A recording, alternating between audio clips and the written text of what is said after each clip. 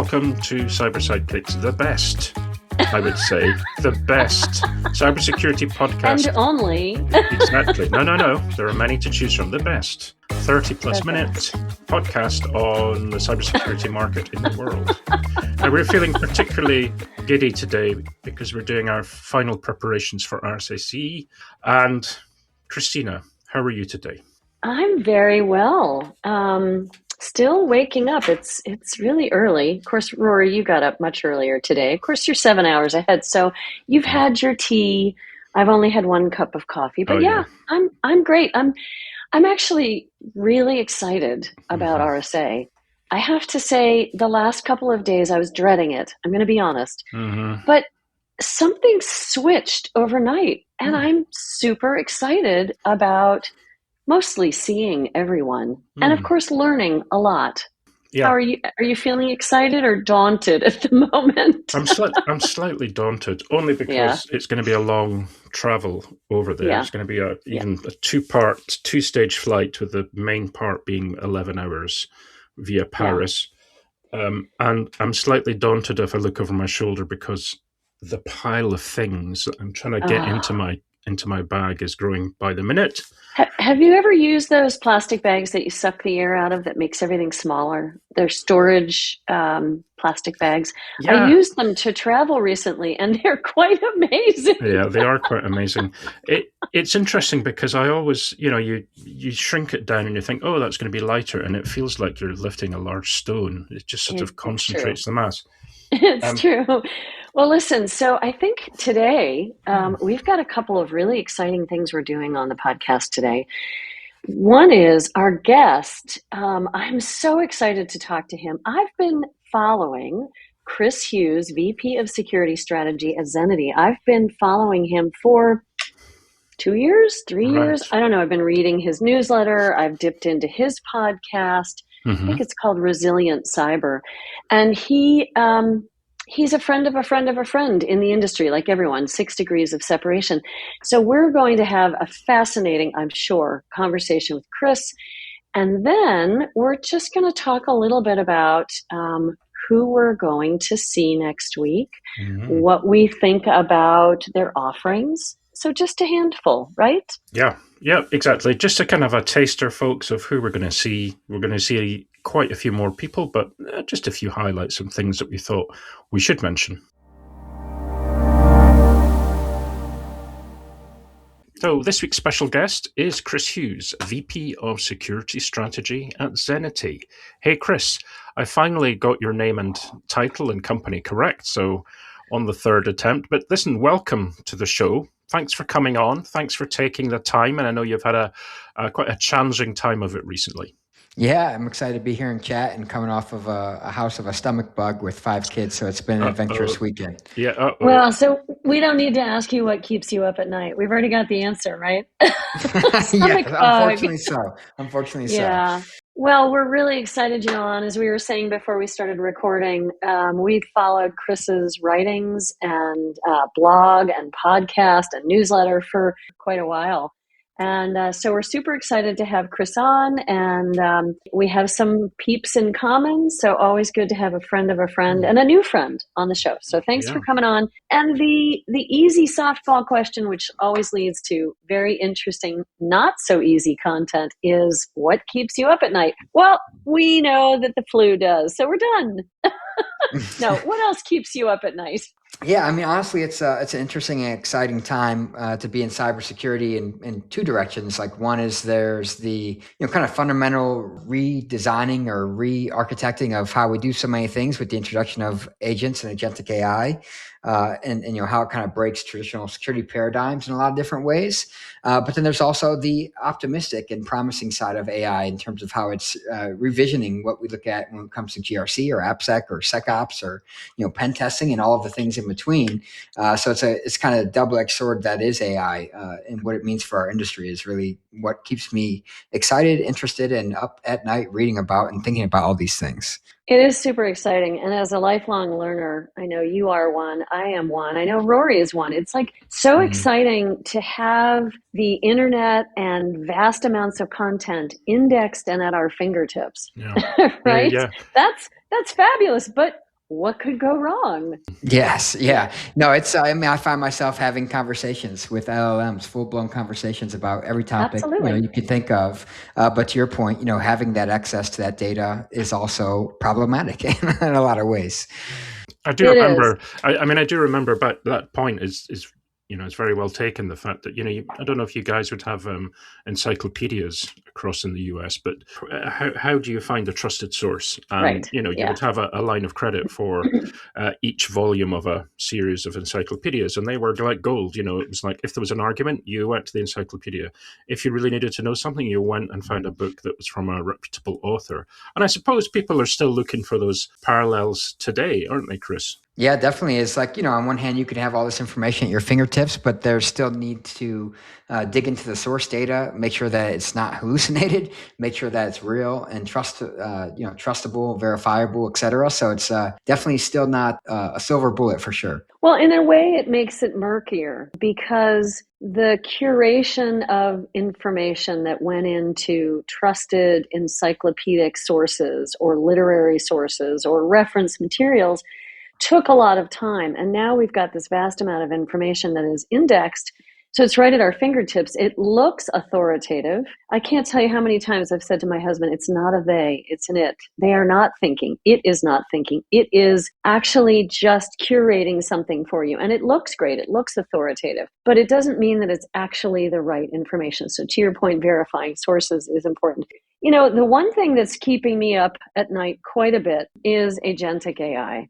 So I'm used to working with LLMs all day in and day out. I don't trust them 100%, but I do use them. I use that skill, because I think if we don't, we're left behind. It is important for us to up our productivity. Agents, I find, are fascinating. When we have these agentic AI tools that are going off and doing whatever the mission is we've given them, they have a lot of permissions. I just read one of your posts about the browser has become the central point of as an OS now, and we're giving permissions to agents in ways that we haven't before. But it's also a place that wasn't meant to have new identities spawned, if you will.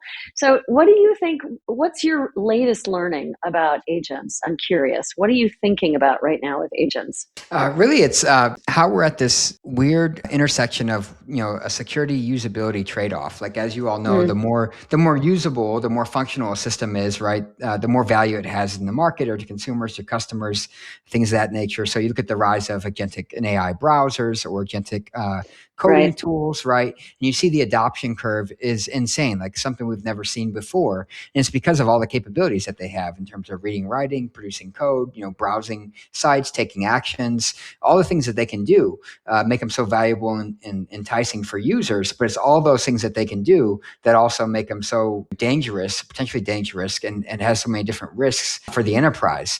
So we're trying to navigate that. And as we know in security, we almost always lose to usability, right? The business has needs. They're trying to accomplish certain things. They want to, whether it's developers or business users, whomever, they want to get things done. But we want to minimize or mitigate risks. And so we're at that kind of struggle or balance between the two. And watching the industry navigate that is really what's fascinating to see, and also pretty scary, to be honest with you. Well, but it's not really new, this conundrum of, security departments being the department of no, whereas business wanting to be the enabler of everything that is new. SaaS, cloud, right? We've been API. We've been here before. What makes this so scary to you? I mean, I know why it scares me, but I'd love to hear why it scares you. Yeah, I think the big thing that's the real paradigm shift is the introduction of autonomy or agency of the agents. The ability to take actions is the big differentiator. Like the first rise of AI. Obviously, AI has been around for a long time, but Gen AI, I should say, and LLMs was, you give it an input, you get an output. As you said, it's not thinking; it's kind of just curating content for you. And there was some risk there of, reputational harm or misinformation, false information, hallucinations, etc. But the ability now to take actions, whether it's in the browser, in the enterprise context, in the coding context, that ability to take actions is really what makes the new paradigm of securing this technology so still problematic. And, whether it's the goal of the agents, being hijacked or misdirected or misusing and exploiting the tools that they have. We've struggled for, years, as you said, with several issues in security, one of which, of course, is identity and access management. We've struggled with that with human users, and now we're poised to have, tens to hundreds or thousands of agents per human user. So it's going to exacerbate challenges on that front. And of course, the ever-present software supply chain security kind of challenges. I had wrote a book a few years ago called Software Transparency, talking about, challenges around proprietary and open source software when it comes to software supply chain security.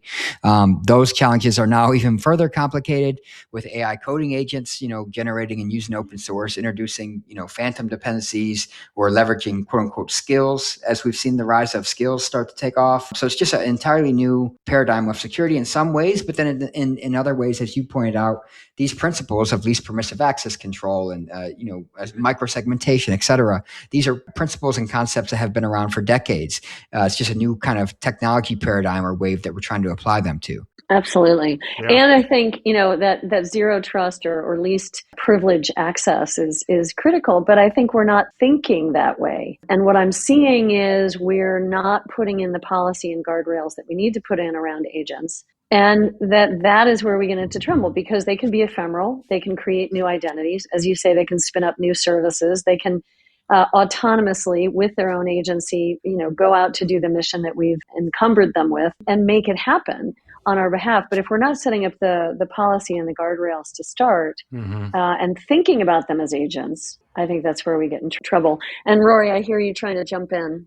I had a question. It was something that you said. Well, you've said a few times, Christina. And Christina, we kind of run the gamut in terms of when we talk about AI and security and where is it best introduced. And of course, there is really no best place. It should be kind of top to bottom, right? And one of the things we've often talked about is how it needs to be introduced at the code level, because at the code level, if we introduce security there, then, that's a good start, right? Christina, we've talked about this, haven't we, before? Yeah. So one of the things I've been reading about recently, and your opinion on this, Chris, would be really interesting, is talking about trying to get to some best practice or, excellence for engineering for AI. In other words, typically for software engineering, the metrics that are used are things, and when you're debugging and whatever, it's about deployment frequency, lead time to production, change failure rate, and so on. This was something that from an AI perspective, we perhaps need some new metrics. One of the suggestions from the guys at CodeStrap, for example, is measuring the number of tokens burned to get an approved pull request or, formally accepted change in software. I thought that was quite intriguing. Have you come across this much? Is that something you write about? Now, if you have, excuse me, because I'm not up to speed in the same way that Christina is on your writing. So you're saying in the sense of, if I caught that right, looking at the volume of pull requests to kind of measure productivity, is that right? Yeah, that's right. How, because I think often the criticism is that it's kind of easy to be sloppy if you use AI generated code. Sloppy in as much as, it's easier for security vulnerabilities to creep in or just to be brought in through a pull from somewhere. Do we need more best practice when it comes to software engineering, when it comes to AI and security? I would say yes and no. I think there's definitely new paradigms in terms of the technologies of using AI coding tools, and we're seeing the AppSec industry kind of convulse in some ways with the introduction of security from the frontier labs, like Cloud Code Security and other things that have been introduced from the frontier labs. But the fundamental principles of security, findings, et cetera, are still valid and still true. The industry has been moving in a better direction in AppSec in a general sense for a while now, even before AI, when it came to moving away from just base CVSS scores towards things like exploitation probability with EPSS or known exploitation with KEV. But none of these things or reachability analysis, for example, too. But none of these things are foolproof, or there's no silver bullets, unfortunately, in security. We are seeing a big surge of pull request volume by many organizations who are adopting these tools. The challenge is, of course, that as great as these tools are at generating code, they still have high proportions of vulnerable code, 30 to 50%, depending on the research out there. And it makes sense because they've been trained on large bodies of open source software, which of course has its own vulnerabilities and flaws and so on. So it just perpetuates those issues downstream. The big challenge is trying to keep up with that scale of volume and pace of development velocity. We already struggled already, right? That's why big backlogs of vulnerabilities have bloomed in organizations before AI. And with the introduction of this, kind of agentic coding approach, we're just struggling even more to keep up, right? So now people are trying to inject, whether it's native capabilities from the frontier labs into security review, integrating AppSec tooling into the IDE, or, in these agentic coding tools and flows with developer workflows and things like that to try to keep pace. But it's definitely a challenge. It's something we've struggled with already, and now it's kind of faster than ever. I want to switch gears a little bit and throw you a curveball here. I mean, something that we're thinking about is we didn't warn him. We didn't warn him about this. Something that we're looking at is some data from a survey that we just got in, our syndicated survey on AI and agentic AI security. And I had this conversation a month or two ago with a CISO friend who brought up the idea of we're moving towards probabilistic security versus deterministic security. So we threw that into the survey, and we did a lot of maturity indexing on the folks we were surveying. And we also asked, what do you think about this idea of probabilistic security, where you're accepting a certain amount of risk because it's going to be machine securing machine, it's going to have to operate at the speed of machine, and how we're going to move, or are we going to move away from the more manual, more deterministic set of security policies or programs that we've had, and go towards more accepted risk. I mean, we already accept risk, but moving towards that probabilism. So philosophically, 80% of these folks said yes. And they said within, 18 to 24 months, they feel like this shift is going to be occurring. What do you think, Chris? Is this something that is just a pie in the sky idea? Do you think it's necessary? Where do you come down on that discussion? No, I think it's a super valid point, because we're seeing this introduced in various ways. Like one is, certain longstanding AppSec methodologies like SAST, for example, stack application. Yep. That's being integrated with AI, where you have AI native SAST, and it has some really promising results in terms of lower false positives, things like that. But again, it's probabilistic. You may get different results each time. There's no guarantees. And then in the context of AI or agentic security itself, you see things like LLM as a judge, where we're using AI to kind of secure AI. So it's like probabilistic layers of security on top of one another to keep pace, just because it's an innovative and fast way to apply this technology from a security perspective. But again, to your point, it's not deterministic. We know LLMs are non-deterministic. So it's a valid point. I would argue in the sense of being controversial, we could say that we've long-standing had a practice of kind of implicitly accepting risk without necessarily openly acknowledging it. It happens in business contexts all the time, where risk is just kind of implicitly accepted, even if no one necessarily signs off or openly accepts it. I guess in this case, at least we're being honest, right? Or calling it out in the open, saying we're accepting some level of risk by taking this approach. So maybe that's a bit refreshing. At least we're being honest with ourselves. Well, and I hope it is called out. I mean, I hope as much as we can update our risk management programs and our risk registries, I mean, we won't know what we won't know in terms of probabilistic security.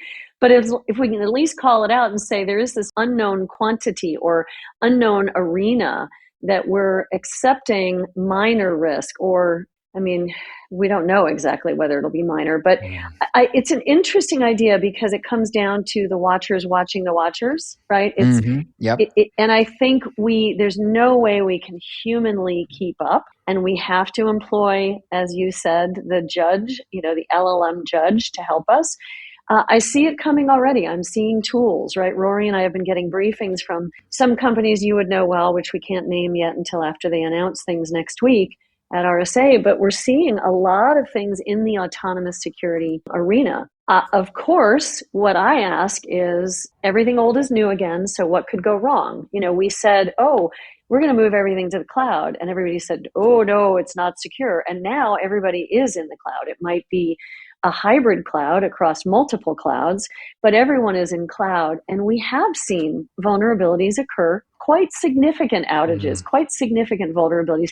And we will see those with agents and with autonomous security. I guess what keeps me up at night, just to loop back to that question, is really on the critical infrastructure side. And I loved your piece on the NCS and what we're seeing in terms of bringing in private sector to help with securing some of the things that we need help securing with. And we have as a national government, we have brought in the private industry, infrastructure for a long time to help with that, or private enterprises and security companies. But to your point, regulatory control is kind of taking a little bit of a back seat. And so when I look at critical infrastructure, and when I look at that we're giving a lot of power to these agentic and LLM overlords, it does have a potential humongous, scary vulnerability that could be created, especially if we're releasing some of the regulatory control. Yeah, I think so many things you said there are worth unpacking, and it's spot on. And so on one hand, we talked about the probabilistic nature of AI and LLMs, for security purposes and in general. There's also looking to apply that to different industries, whether it's critical infrastructure and so on. There's a case for what's being called now hard boundaries, right? And I wrote a piece about this recently, where you have maybe some soft guardrails for certain use cases or environments, and then for others, you have hard boundaries where you apply deterministic controls at the underlying architectural level because you're not willing to accept certain risks in certain environments, right? Like depending on the critical infrastructure or national security or sensitive data, so on and so forth. That is a topic that the industry is navigating. And then the NCS is really interesting on the regulatory burden and innovation over compliance angle, because I came out of the federal government. I spent time at different agencies as a federal employee, and then also in the military, and I've navigated all the compliance regimes, all the acronym soups that we have of compliance regimes, and right. And I know them all very well, and they are a pain, and they are a nightmare, and they're duplicative and overlapping and cumbersome and everything in between. But we know that cybersecurity is also a market failure. And if we just leave it up to the market, commercial enterprises aren't just going to altruistically prioritize security. They're always going to prioritize speed to market and revenue over security. So it's a very difficult dichotomy between the two. And I love the fact that they're looking to, alleviate the compliance burden. But I don't think the market's just going to, as I said, voluntarily take up security if they can profit or drive revenue or speed to market and so on instead. So it's going to be interesting to see where that goes. And then concepts like software liability, which had a pretty strong presence in the prior NCS, have kind of fell to the background now. So it's going to be interesting to see where that goes, if at all.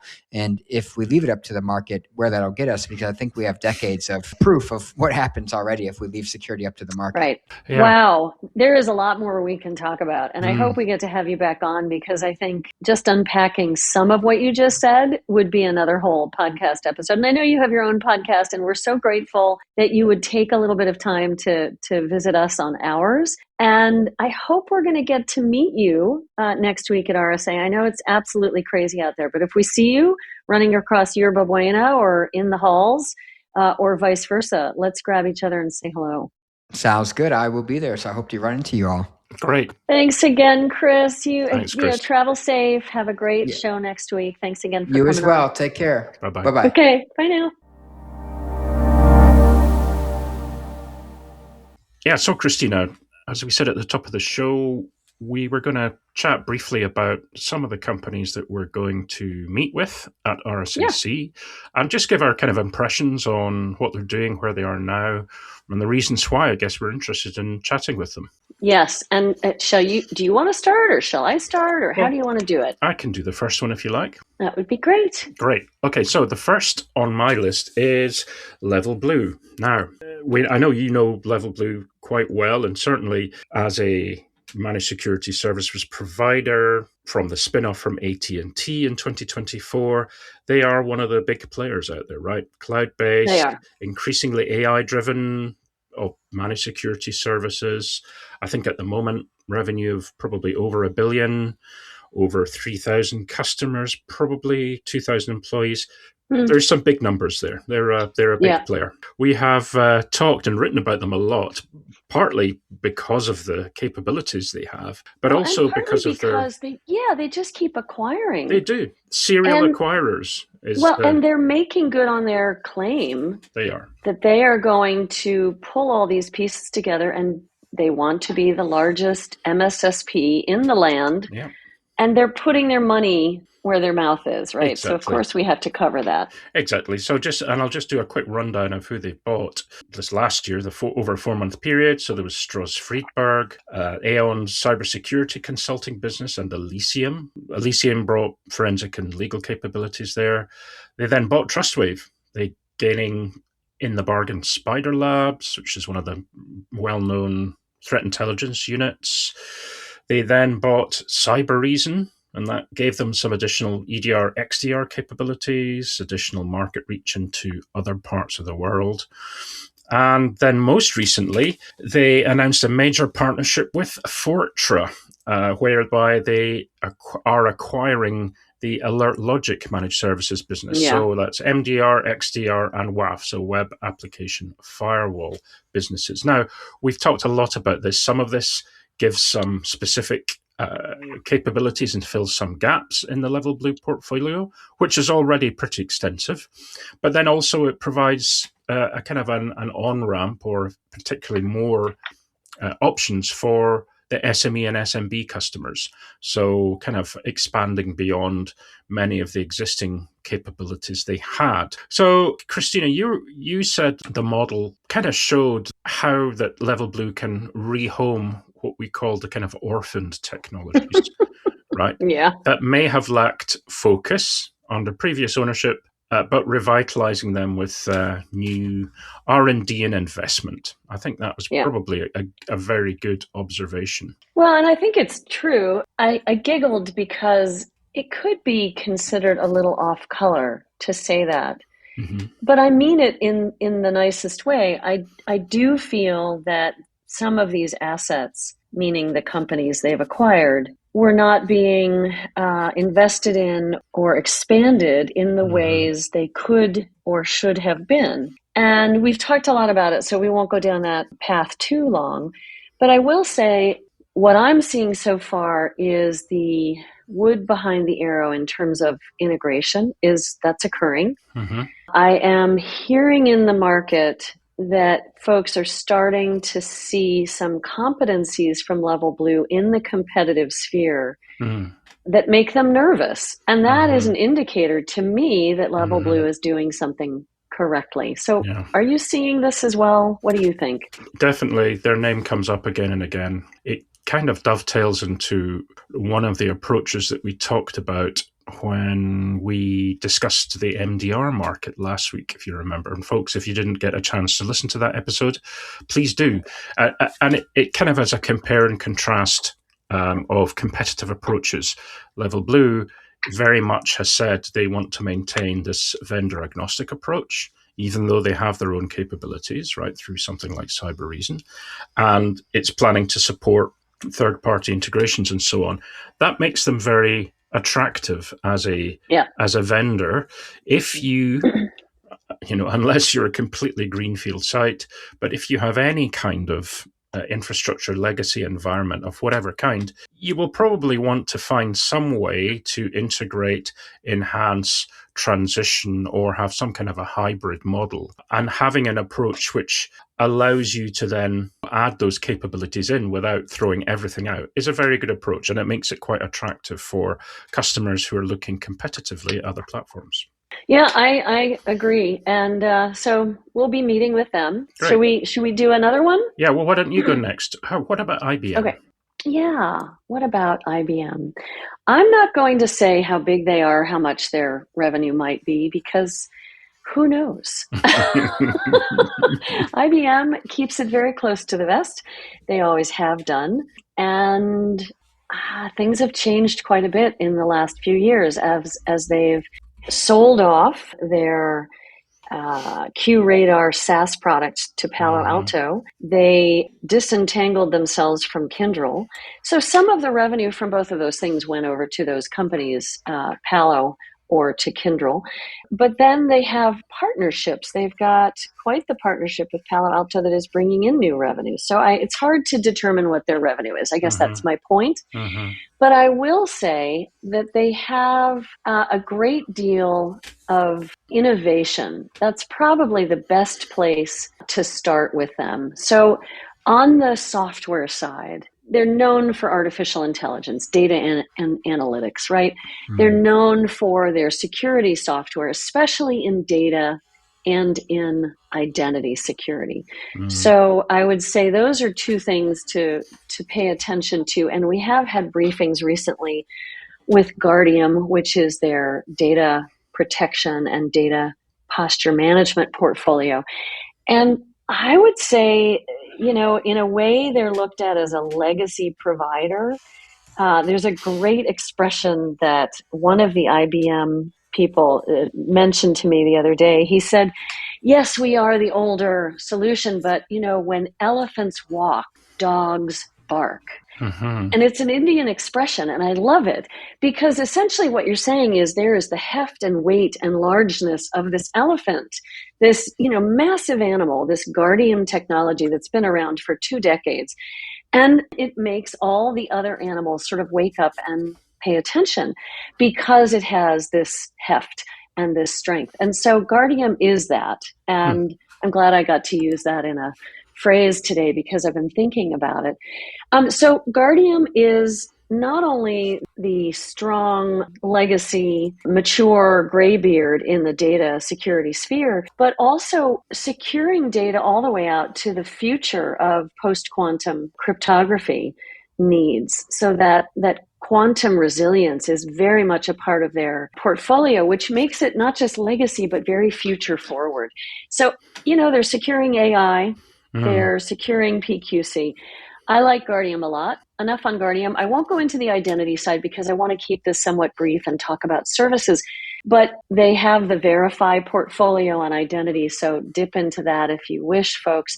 On the services side, there's 3 or 4 pillars that we like to look at on the services side for IBM: strategy and risk, and that's where they're coming at the company from a perspective of, let's look at your overall program. Let's look at your compliance needs, your regulatory needs. Let's make sure that you're developing your program in such a way that you're handling all of those standards and regulatory requirements, but also that you're building it in such a way that you're reducing risk. And so let's look at your risk management program as well.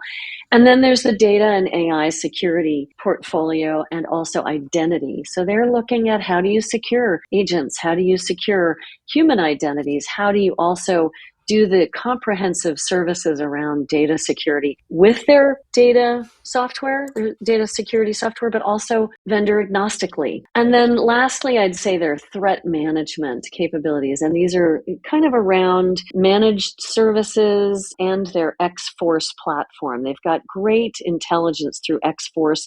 They do incident readiness and response. And then they also have cyber management services that they do. So let's talk about Netcraft, Christina. Yeah, I'd love to hear what you've put together on Netcraft and what you think. Yeah. Well, Netcraft is an interesting company. I think, given the times we live in, new companies here, there, and everywhere spinning up, getting investment, appearing, disappearing. So because Netcraft is, it's been around for a while. It's very well established. Well-established cyber it's firm. Like 25, it's like 25 30 years old. Yeah. It's got some good, mature solutions. So phishing takedowns, threat intelligence, cybercrime detection, and so on. If you look at some of the stats that Netcraft publishes, it says it takes down nearly 1/3 of the world's phishing sites generally, right, which is huge. And they've added up, they've done a kind of a running total of the number of malicious URLs that they've ever blocked, and it's over 225 million or something like that, which is incredible. Wow. They are one of the kind of bedrocks. But as we've talked about, we often think that Netcraft kind of flies under the radar when you compare to some of the larger industry giants, right? So they're not showy. They very much just kind of get on and what in terms of what they do. But it's also fair to say that since we started talking with them more, they've been going about refreshing their messaging and positioning. Right. Mm-hmm. And in fact, they've just announced a number of initiatives. One, that it's launching what it's calling this preemptive domain disruption, which is an AI-powered feature or tool or sets of features that gives what they call predictive capabilities that proactively identify, disrupt, and take down criminally controlled domains before they're used in phishing attacks and fraud campaigns. So they have kind of emerged, if you like, not emerged from stealth because they've been around for a while, but emerged with a kind of a new mission, new emphasis, and so on. They've also updated their website, which looks great.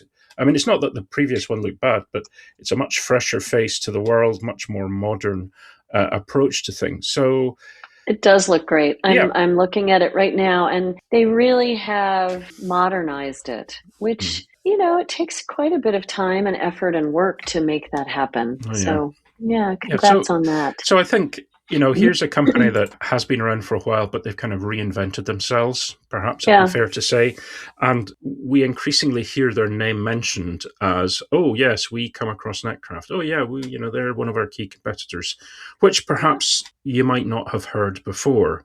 It's not that they're new, but they are, let's say, newly competitive. I think also, again, given the times we live in, some of the things that they specialize in are becoming even more of a threat these days and becoming more dangerous because of the fact that AI tools and so on are being used offensively as opposed to purely defensively. So definitely one to watch. So we'll be chatting with them at RSAC. You know how we were having the discussion about sophisticated branding and using a little bit of humor or levity or caricature or iconography that we think is appropriate and fun, perhaps, in our own brand. Well, what I'm noticing on their new website is some of the very clever verbiage they're using. Like under the core disruption capabilities, they say, criminals hate us, let's make them hate you too. That's good, yeah. And then the other one,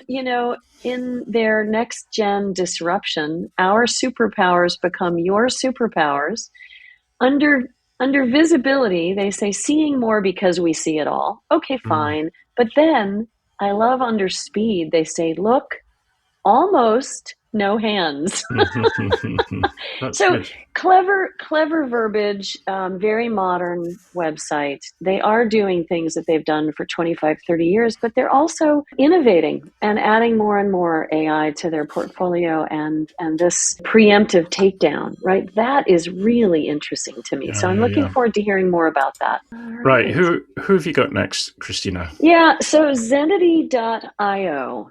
I think is really intriguing. I mean, today's guest is Chris Hughes from Zenity, but they're really fascinating and very much in the midst of today's challenges, the agentic AI development assistance. They're very much looking at how do you monitor, detect, respond, comply around Gen AI, agentic AI, right? So it's a very different company than either of the three that we've talked about, right? So you've talked about LevelBlue, MSSP, acquiring lots of orphaned technologies and bringing them together into the large MSS category that they're working towards. IBM being legacy, but also innovative, and really looking across a very wide portfolio in cybersecurity. And then you were talking about Netcraft, which is, digital brand protection, takedowns, this preemptive takedowns. I mean, fascinating, but very different from Zenity. Zenity, I don't know how long they've been in business, but they're really starting to get a name for their platform in the observability, in the AI-SPM front, in the AIDR, that detect and respond capabilities.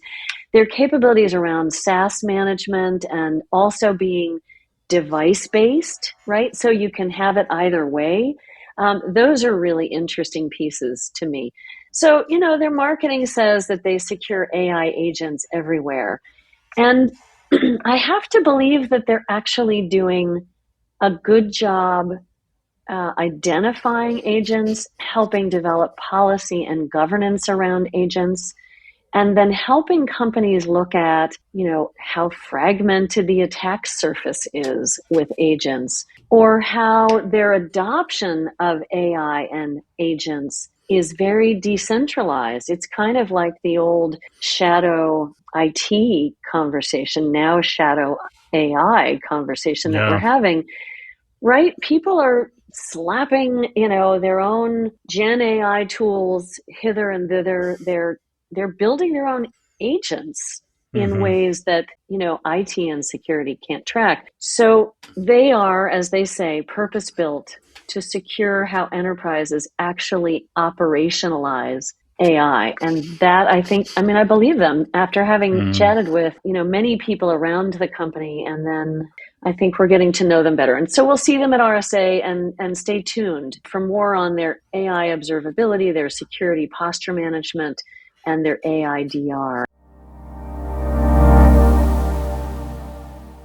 So folks, if you were left hanging and you have questions for Chris or for us, get in touch. You can find me at Christina@richmondadvisorygroup.com. And you can find me at Rory@richmondadvisorygroup.com.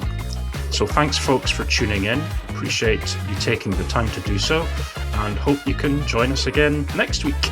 Bye-bye. Bye-bye.